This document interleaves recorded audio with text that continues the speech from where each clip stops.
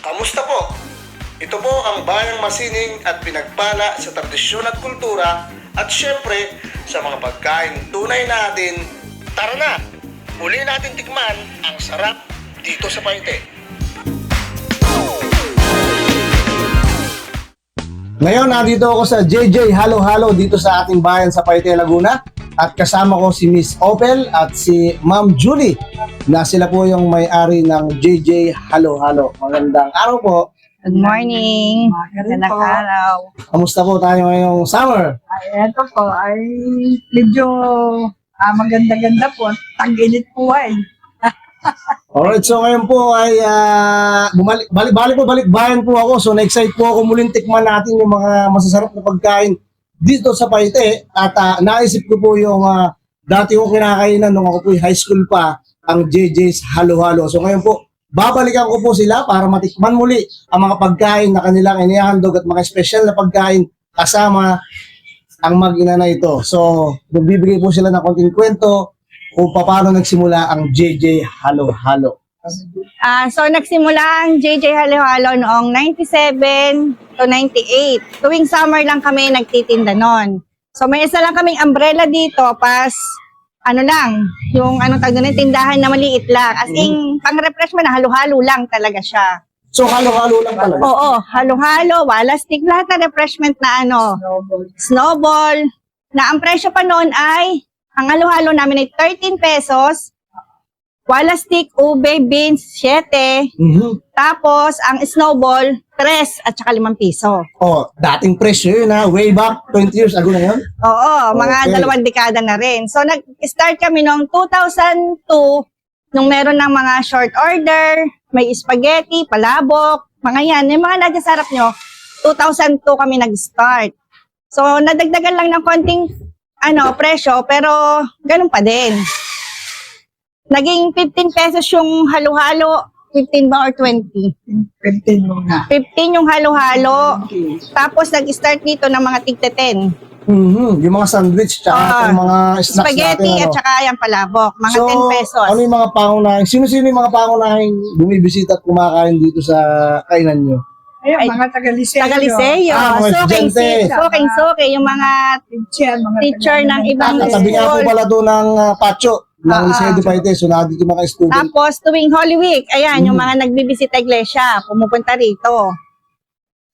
Tapos, yung ibang mga kabarangay, pag may mga seminar sila, dito sila umorder ng bestseller namin na chicken sandwich. Oh, yan. Pag may mga birthday, tigta 10-10 lang kasi yan. So, mabilis nilang So, until now, yung presyo ay medyo tumaas na kaunti. medyo, tumaas talaga kasi sa mahal ng bilihin sa ngayon. Pero yung sarap, nadun pa rin. Oo, hindi Siyempre, mas nagbabago. sumarap pa yun. Hindi nagbabago yung lasa. Siyempre, yung mga original na nagluluto, tsaka yung may-ari, nandito pa rin sila. Oo, Kaya hands-on talaga, pa rin sila. yung kinasasabikan ng mga nangingimong bansa, tsaka ng mga tumandanan, mga bata noon, yung pa rin yung sarap, tsaka mas dumami pa yung portion, mas marami pa silang Oo. choices na pagkain na niyahanog dito sa atin. So, tulad po nung nabanggit ko kanina, kung bakit ako bumalik dito sa JJ's Halo Halo, so ikwento po nila kung bakit ako bumalik dito. Anong dahilan? Dahil, meron kaming masarap na halo-halo. Tapos yung aming mga spaghetti, palabok, lalo tong trending na chicken at tuna sandwich namin, na ngayon medyo nagmahal. Tapos yung pansit, saka yung mga namin, silog-silog, na mura. Mura nyo siyang mabibili. Kaya hanggang ngayon ay nag-ooperate pa rin ngayon ang JJ Halo Halo dahil mura na, masarap pa. Kumbaga, pangmasa yung aming paninda. Tapos, nag-o-open ng tindahan ng 6 o'clock at magsasara siya ng 8 o'clock. 6 o'clock in the morning? Yes. Sobrang aga, Oo. So, pwede na dito mag-breakfast yung mga student kung gusto nila. Po? Talaga. So, very early pala yung mga offered nila na pagkain dito. Tsaka, siyempre, masarap. At Oo. talagang original pa rin yung mga nagluluto. Yung pa din. Ano po? Hindi nagbabago. Hindi nagbabago. So, ano pa po yung mga, bukod dito sa nilahad natin mga pagkain, ano pa yung mga ibang pagkain pa nating nasa-serve dito sa JJ? Ngayong summer. Siyempre ngayon yung halo-halo. Yung halo-halo namin ngayon. So ayan, maya-maya po ay darating na yung halo-halo dito, makikita natin. At matitikman siyempre natin yung halo-halo nila. That's yun po yung pinakamain na nating pinuntahan dito, yung JJ's halo-halo. Lang.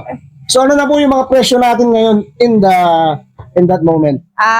Ang ano natin ngayon, ang spaghetti natin ngayon is 20 pesos na siya. Mhm. Palabok, 20. Chicken at tuna, 20. Yung mga pansit natin, canton lang 110. Yung the rest na pansit, 100. Yung mix, 120. Pas yung ating mami, special mami din ay 20 pesos.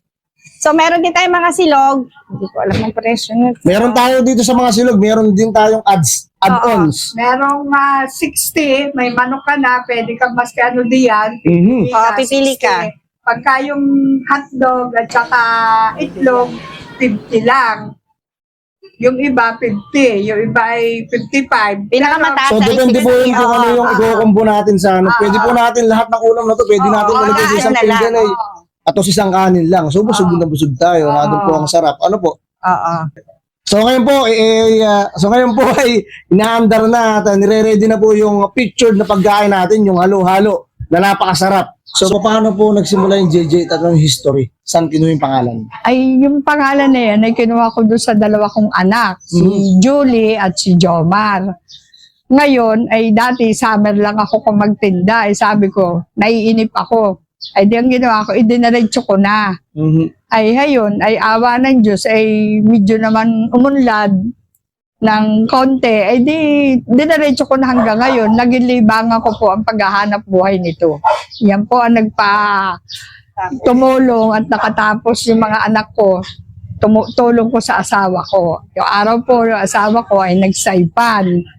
Mhm. Ay di umuwi na lang po at gawa nga ng nagkaroon ng gera yata noon. Hindi ko alam kung bakit hindi na nga nakabalik So yun. patuloy pa rin po yung Ngayon, ito na lang ang aming pinagkunan na hanap buhay ng mag-asawa. Hanggang sa nakatapos na, yung mga anak ko, ay di nakatulong ko naman po yung anak kong binata. Ay ngayon na may asawa. May asawa na rin. Ay di may mga asawa na. Ay di ako pa rin po nagpapatuloy. Ngayon, ang katulong ko na lang po dito, yung mga apo ko sa pamangkin. Mga yun po ang katulong ko. Dahil mga tindera ni nanay. Okay. So maya-maya po ay ilalabas na ni Ma'am Opel yung serving ng halo-halo. So simula po nung unang panahon, ano po yung serving ng halo-halo natin? Ay pag dito po sa amin, ay di nasa baso. Pagka po take out, yung po latang pinaglagyan ng mga gatas. Nung araw Yung po lata yun. ng gatas? Oh, lata ng gatas. Aba, masaya, no? Oo, Mas masarap po doon Doon nakalagay. Ngayon, ay nung mauso na po yung mga baso-baso na mga disposable, Na-transfer na namin. ayun, doon na lang po. So yung unang panahon pala, nung 20 years back, nakakain ka na ng halo-halo, meron ka pang pantumbang preso. Pagkatapos mo kumain, pag maglalaro kami. Ano po? Ganun na nga. Yan. Ito na, ang masarap na halo-halo. Uy! Ayan na! So bago kong tikman yung halo-halo na special at napakasarap, papaliwanag muna at sasabihin sa atin ni Ma'am ang ingredients ng kanilang halo-halo. Ang special halo-halo po, may makapuno, may kaong, may beans, may ano pa nga, may mais, May walas. may saging, Ube. may ube, may Lechoplan. lechoplan, Ngayong toppings nata. May nata, kaong, kumpleto yan.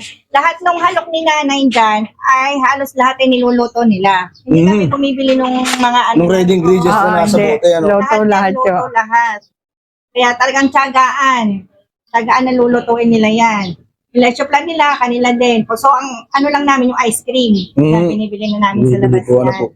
So talagang yung natural po na sarap na dito pa rin simula noon hanggang ngayon ay ubod ng sarap at matitikman ko na ang napakasarap na halo-halo ni Ma'am Opel at ni Miss Julie. So magkano po yung presyo ng ating halo-halo na special at regular at yung iba pang in-offer nyo na malamig na pagkain dito? So, ang ating special halo-halo is 60 pesos. Yung regular 50.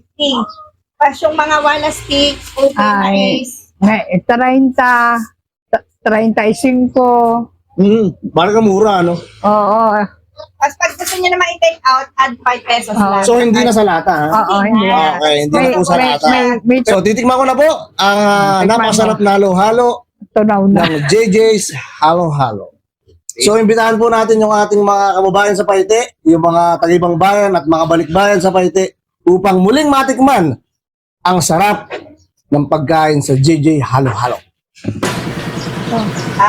Ang JJ Halo-Halo po ay open ng 6 ng umaga hanggang 8 ng gabi.